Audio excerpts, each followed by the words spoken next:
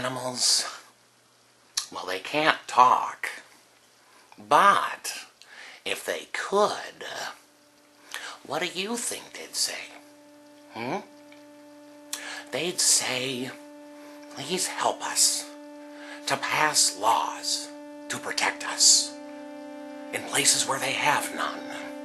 They'd say, please make sure that the existing laws are enforced, because in a lot of countries they're not.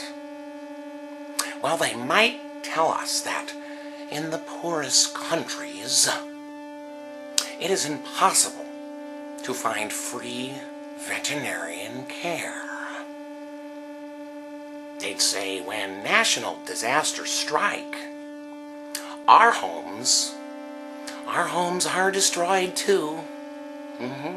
Yep. They would say that horrible abuses happen every single day and go completely undisclosed, or sometimes unnoticed. Well, you know, animals can't talk. No, they can't. But if they could, they would probably say,